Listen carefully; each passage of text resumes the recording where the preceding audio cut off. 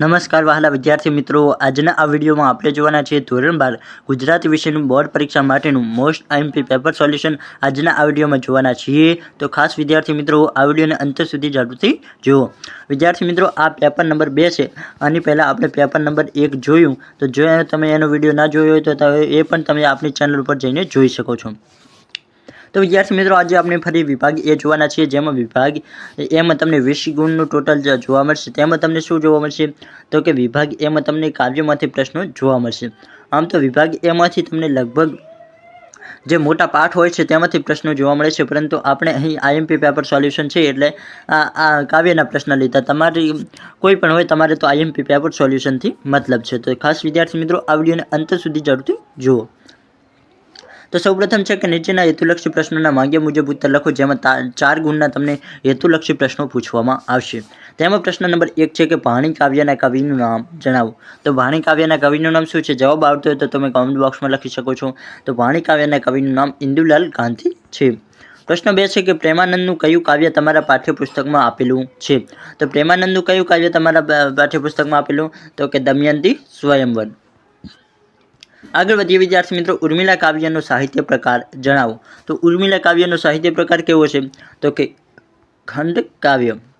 આગળ જોઈએ પ્રશ્ન 4 કે પથ્થર થરથર ધ્રુજે કાવ્ય શેમાંથી લેવામાં આવ્યું છે? તો કે પથ્થર થરથર ધ્રુજે કાવ્ય શેમાંથી લેવામાં આવ્યું? જવાબ આવતો હોય તો તમે કોમેન્ટ બોક્સમાં લખી શકો છો. તો કે છંદોલય બૃહતમાંથી લેવામાં આવ્યું છે. આગળ જોઈએ નીચે આપેલા પ્રશ્નોના એક વાક્યમાં તમારે ઉત્તર લખવાના રહેશે, જેમાં તમને 4 ગુણના એક વાક્યના પ્રશ્નો જોવા મળશે. તેમાં વિદ્યાર્થી મિત્રો પ્રશ્ન 5 છે કે સમગ્ર બ્રહ્માંડમાં કોણ વ્યાપેલું છે? તો સમગ્ર બ્રહ્માંડમાં કોણ વ્યાપેલું છે? તો કે શ્રી હરિ પરમાત્મા છે, તે સમગ્ર બ્રહ્માંડમાં વ્યાપેલા છે. આ તો સરળ જ છે, કારણ કે આ તો દરેક વિદ્યાર્થીને પ્રશ્નનો જવાબ આવડવો જોઈએ. પ્રશ્ન 6 છે કે રામબાણ શબ્દનો અર્થ શું? તો કે રામબાણ શું છે? રામબાણ શબ્દનો અર્થ શું છે? જો તમને એવું પૂછવામાં આવે તો તમે લખી શકો કે રામબાણ એટલે પ્રભુની ભક્તિ રૂપીનું બાણ, જે ભક્તને પ્રભુની ભક્તિમાં લીન કરી દેશે. તો કે એવું બાણ જે ભક્ત હોય છે તેને પ્રભુની ભક્તિમાં લીન કરી દે એવું બાણ હોય તેને શું કહેવામાં આવે? તો કે રામબાણ કહી શકીએ. પ્રશ્ન 7 છે કે ગામના સજ્જનોએ શું ન્યાય કર્યો હતો? તો કે તમે આ પ્રકરણ ભણ્યા હશે. તો કે ગામના સજ્જનો હતા, તેમણે શું ન્યાય કર્યો હતો? તો કે ગામના સજ્જનોએ ન્યાય કરતાં કહ્યું કે આ કુલટાને પથ્થર મારી નાખો, એવો ન્યાય કર્યો હતો. અને આ કાવ્યનું નામ શું છે? જો તમને આવડતું હોય તો કોમેન્ટ બોક્સમાં તમે લખો. ભાણીએ કપડાં ધોવાનો સમય કયો પસંદ કર્યો હતો? તો ભાણી કયા સમયે કપડાં ધોવા જતી હતી? તો કે ભાણીએ કપડાં ધોવાનો માટે અંધારી રાતનો સમય પસંદ કર્યો હતો.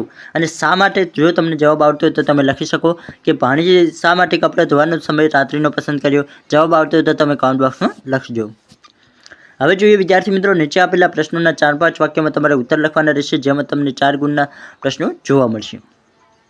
તેમાં વિદ્યાર્થી મિત્રો પ્રશ્ન નંબર 8 છે કે નાયિકાને કયા દુઃખ વેઠવા પડ્યા છે? તો કે નાયિકાને કેવા દુઃખ વેઠવા પડ્યા છે? તો કે નાયિકાએ પોતાના પતિને મનાવવા માટે ખૂબ જ પ્રયત્નો કર્યા, છતાં તેનો પતિ કોઈ વાતે રીઝતો નથી, એટલે કે માનતો નથી. પત્નીને સાસરીમાં ગમે તેવા દુઃખ પડે તો તે સહન કરી લે, પરંતુ જ્યારે તેનો પતિ એનાથી મોઢું ફેરવી લે, એટલે કે તેનો પતિ એનાથી રીસાય, ત્યારે તે સહન નથી કરી શકતી. તેની સાથે અબોલા લે એ દુઃખ સામાન્ય નથી. નાયિકાને આ દુઃખ વેઠવું પડ્યું છે.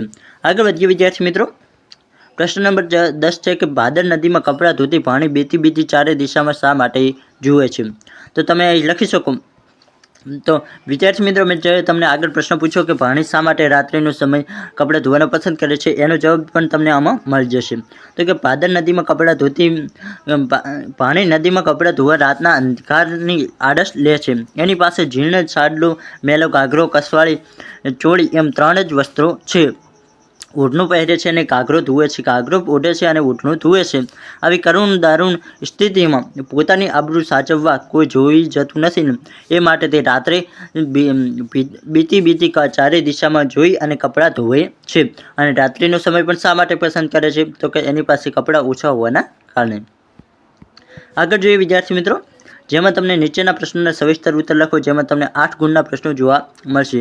જેમાં પ્રશ્ન નંબર 11 છે, તેમાં વિદ્યાર્થી મિત્રો તમારે કોઈ 2 પ્રશ્નો લખવાના હશે, તમને અથવામાં લગભગ 3 પ્રશ્નો આપવામાં આવશે. તો અહીં વિદ્યાર્થી મિત્રો પ્રશ્ન નંબર 11 છે કે દેવોએ નળ અને દમયંતીને પ્રસન્ન થઈને કયા વરદાન આપ્યા? તો કે નળ અને દમયંતી કયા કયા વરદાન આપ્યા? તો ચાલો આપણે સમજીએ. તો કે દેવોએ પ્રસન્ન થઈ અને નળ અને દમયંતીને કુલ 9 વરદાન આપ્યા. કેટલા વરદાન આપ્યા? ખાસ વિદ્યાર્થી મિત્રો યાદ રાખજો. કેટલા વરદાન? તો કે 9 વરદાન આપ્યા. દરેક દેવે 2 વરદાન આપ્યા હતા. સૌપ્રથમ ઇન્દ્રરાયે નળને લાખો વર્ષ સુધી સુકાય નહીં એવી કમળમાળા આપી. શું આપ્યું? તો કે કમળમાળા. ઉપરાંત એક અશ્વમંત્ર આપ્યો. ઘોડાના કાનમાં એ મંત્ર બોલતા જ તરત અશ્વ એક દિવસમાં 100 યોજન દોડી જાય. 100 યોજન એટલે શું? તો કે 100 કિલોમીટર. પછી છે અગ્નિએ વરદાન આપ્યું, તું અગ્નિથી દાજીશ નહીં, એટલે કે તું અગ્નિમાં બળીશ નહીં. તું અગ્નિમાં જઈશ તો પણ તું બળીશ નહીં, અને તું જ્યારે મને યાદ કરીશ કે તરત હું પ્રગટ એટલે કે હાજર થઈ જઈશ. ધર્મે વરદાન આપતા કહ્યું કે તું જ્યાં સુધી રાજ ભોગવીશ ત્યાં સુધી તારા રાજ્યમાં કોઈને રોગ નહીં થાય, એટલે કે તારા રાજ્યમાં કોઈ પ્રકારનો રોગ તને જોવા નહીં મળે. તારી કથાનું જે વાંચન કરશે તેને ક્યારેય જાંચવું, એટલે કે જાંચવું એનો મતલબ શું થાય? તો કે માગવું નહીં પડે. જે તારી કથાનું વાંચન કરશે તેને ક્યારેય માંગવું નહીં પડે.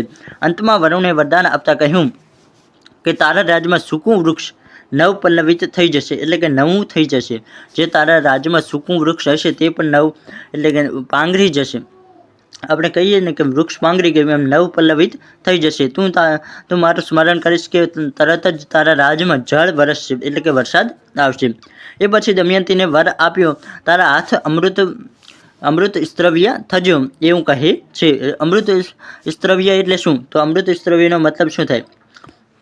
તો વિદ્યાર્થી મિત્રો તમે લખી શકો કે તારા હાથ અમૃત સ્ત્રવ્ય થજો, એટલે તેના હાથમાં કોઈ પણ મૃત વસ્તુ મૂકવામાં આવે તો તે તરત જીવંત થઈ જાય, એટલે કે જીવતી વસ્તુ થઈ જાય. આગળ જોઈએ વિદ્યાર્થી મિત્રો પ્રશ્ન નંબર 12 કે લક્ષ્મણ ઉર્મિલાનું બહુમાન કઈ રીતે કરે છે? તો કે લક્ષ્મણ છે તે વનમાં જાય છે ત્યારે તે ઉર્મિલાનું બહુમાન કઈ રીતે કરે છે? તો લક્ષ્મણ કહે છે કે લક્ષ્મણ વનમાં જવા નીકળતા પહેલા ઉર્મિલાની સંમતિ લેવા જાય છે. શું કહ્યું અને કેમ સંમતિ માગવી એ એની દ્વિધામાં છે, એટલે કે એને સમજાતું નથી કે કઈ રીતે સંમતિ માગવી. છતાં ઉર્મિલાને પોતાનો બંધુ ધર્મ જણાવી તેની સંમતિ માગે છે. ત્યારે ઉર્મિલાએ ન આક્રાંત કર્યું કે ન લક્ષ્મણને વારવાની કોઈ ચેષ્ટા કરી. તેણે પોતાના ચહેરા પર સ્નેહ શોકની એક લકીર પણ ફરકવા ન દીધી. આ મનસ્થિતિ જોતા જ લક્ષ્મણ ઉર્મિલાને એક શૂરવીર યોદ્ધા સાથે સરખાવે છે. તો કે લક્ષ્મણને એવું હતું કે ઉર્મિલા પણ મારી સાથે આવવાનું કહેશે, પરંતુ ઉર્મિલા એવું કશું જ કહેતી નથી. એટલે લક્ષ્મણ જે છે તે ઉર્મિલાને એક શૂરવીર યોદ્ધા તરીકે ગણાવે છે. ઉર્મિલા લક્ષ્મણને શિરે ચિંતાભાર વધારવા માંગતી નહોતી. તેમની સાથે વનમાં જવાની જીદ પકડતી નથી. એથી વિદ્યાર્થી મિત્રો ઉત્તમ વિયોગ સહન કરતા હયું ભલે ચીડાઈ જાય, પરંતુ એ તેને માન્ય છે. લક્ષ્મણને માટે ઉર્મિલાના આ વર્તન અને વાણી અનપેક્ષિત હતા. તો અહીં વિદ્યાર્થી મિત્રો આપણે આગળ જોઈએ તો તેના મુખેથી ઉર્મિલા માટે સંસાર કે સેવકોથી તું જુદી કોઈ સુરાત્મક જા આ પ્રશુસ્તિના શબ્દો સરી પડે છે. લક્ષ્મણ ઉર્મિલાને સુરાત્મજા કહીને તેનું બહુમાન કરે છે. તો બહુમાન કઈ રીતે કરે છે? તો કે સુરાત્મજા કહીને. લક્ષ્મણને મનમાં ભય હતો કે ઉર્મિલા સીતાનો દાખલો આપીને સાથે આવવા તૈયાર થશે, પરંતુ તેનો ડર ખોટો પડ્યો. એ જાણીને લક્ષ્મણે કહ્યું કે દિવ્ય કો દિવી સિદ્ધ તું સર્વથા થઈ. ઉર્મિલા સ્વાર્થી નથી, તેણે તો સ્નેહના ચિત્તને શોભે તેવી શાંતિ રાખી છે. આટલું લક્ષ્મણ કહે છે. જો વિદ્યાર્થી મિત્રો જો તમારે પરીક્ષામાં આ પ્રશ્ન પૂછાય તો તમે આ રીતે તેનો જવાબ લખી શકો છો. અને જો તમારે સંપૂર્ણ પેપર સોલ્યુશનની PDF જોઈતી હોય તો આ વિડીયોના ડિસ્ક્રિપ્શન બોક્સમાં તેની લિંક આપી દઈશ, ત્યાંથી તમે સંપૂર્ણ પેપર સોલ્યુશનની PDF મેળવી શકો છો. આજનો આ વિડીયો પસંદ આવે તો વિડીયોને લાઇક કરો, આપણી YouTube ચેનલને જરૂરથી સબસ્ક્રાઈબ કરો.